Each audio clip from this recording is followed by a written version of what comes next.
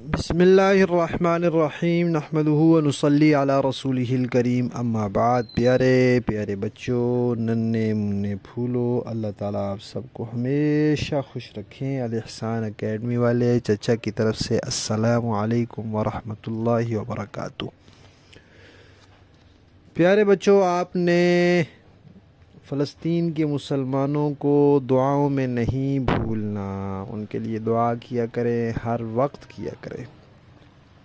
ہماری کہانی چل رہی ہے مسجد اقصی اور فلسطین، اس کے 3 حصے ہم سن چکے ہیں، آج ہے چوتھا حصہ۔ تو پیارے بچوں، ہم نے یہ سنا تھا کہ اللہ تعالیٰ نے تورات میں یہ بات بتائی تھی کہ جو لوگ اس پر عمل کریں گے، تورات کے مطابق عقیدہ بنائیں گے، تورات کے مطابق عمل کریں گے، زندگی گزاریں گے، جہاد کریں گے، تو وہ لوگ مسجد اقصی کے حقدار ہوں گے۔ جو نہیں کریں گے پھر ان کا حق ختم ہو جائے گا۔ تو پھر اللہ تعالیٰ نے ایک بادشاہ بھیجا جو موسیٰ علیہ السلام کی وفات کے کوئی 1000 سال بعد آیا، بخت نصر۔ اس طرح پھر اور بھی بادشاہ وہاں آتے رہے۔ ایک فارسی بادشاہ آیا، اس نے آ کر ایک دفعہ ان کو واپس آنے کی اجازت دی۔ یہ سارے واپس آ گئے، لیکن ان کی تورات جو کتاب تھی وہ تو سارے نسخے جل گئے تھے، تو اب ان کے پاس کتاب نہیں تھی۔ اس وقت اللہ کے نبی حضرت عزیر علیہ السلام بھی ان کے ساتھ تھے، تو ان کو وہ کتاب یاد تھی۔ جیسے قرآن پاک ہمیں یاد ہوتا ہے نا، تو تورات تو ہر کسی کو یاد نہیں ہوتی تھی، وہ صرف نبیوں کو یاد ہوتی تھی۔ تو انہوں نے پھر وہ ساری کتاب دوبارہ لکھوا دی۔ جب وہ لکھوا دی تو یہودیوں کو پھر سے اپنی کتاب مل گئی۔ پھر اس طرح ہوا کہ وہ جو فارسی بادشاہ تھا جس نے ان کو واپس آنے کی اجازت دی تھی، ان کی حکومت ختم ہو گئی، اور پھر ایک اور بادشاہ آیا جو یونان سے آیا تھا، اس کو سکندر اعظم کہتے ہیں، وہ آ کے قابض ہو گیا۔ پھر یہودی اس کے ماتحت ہو گئے۔ پھر اسی طرح روم کا ایک بادشاہ آیا، پھر اس نے قبضہ کر لیا، تو یہودی پھر اس کے ماتحت ہو گئے۔ لیکن یہ اپنی شرارتوں سے باز نہیں آئے، یہ اللہ تعالیٰ کے حکم نہیں مانتے تھے، یہ سود خوری کرتے تھے، یہ بہت غلط کام کرتے تھے، حتیٰ کہ انہوں نے نبیوں کو بھی شہید کیا۔ حضرت یحییٰ علیہ السلام، حضرت زکریہ علیہ السلام، بہت ان کو بھی شہید کیا۔ بڑے انہوں نے غلط کام کیے، اور بہت بڑا غلط کام ایک تو یہ کیا کہ نبیوں کو شہید کیا، اور ایک یہ کہ اپنی کتاب میں اپنی مرضی سے تبدیلیاں کر دی۔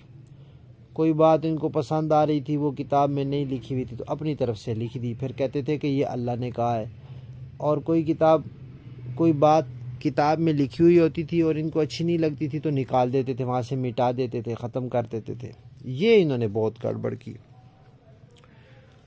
پھر اسی دوران عیسیٰ علیہ السلام پیدا ہوئے۔ جب عیسیٰ علیہ السلام پیدا ہوئے تو پیارے بچوں، آپ کو پتہ ہے عیسیٰ علیہ السلام کو اللہ تعالیٰ نے صرف امی سے پیدا کیا تھا، ان کے ابو تھے ہی کوئی نہیں۔ تو یہودیوں نے پھر عیسیٰ علیہ السلام کو بھی تنگ کیا، ان کی امی کو بھی پریشان کیا، طرح کی باتیں کی۔ پھر جب وہ بڑے ہو گئے تو اللہ تعالیٰ نے ان کو نبوت کا اعلان کرنے کا کہا، انہوں نے اعلان کر دیا۔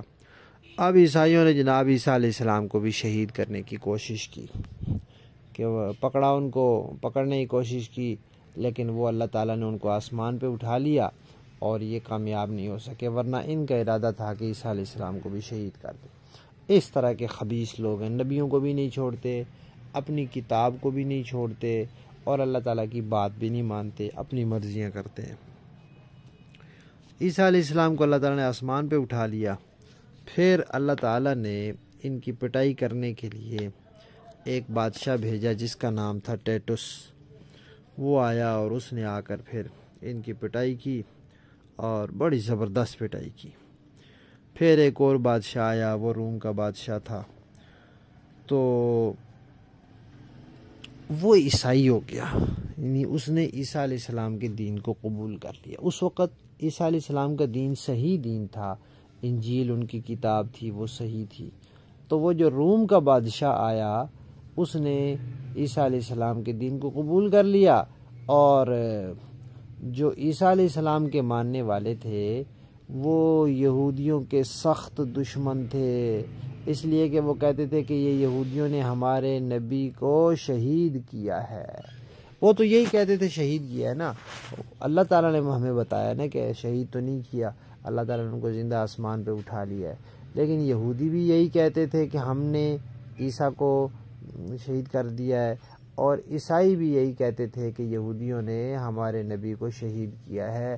تو اس لیے عیسائیوں کی ان کے ساتھ بہت سخت دشمنی تھی۔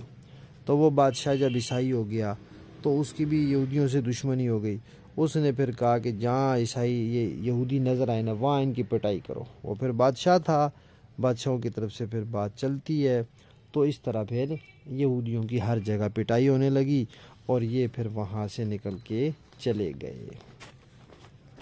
پھر کیا ہوا؟ پھر انشاءاللہ ہم کہانی کے اگلے حصے میں سنیں گے۔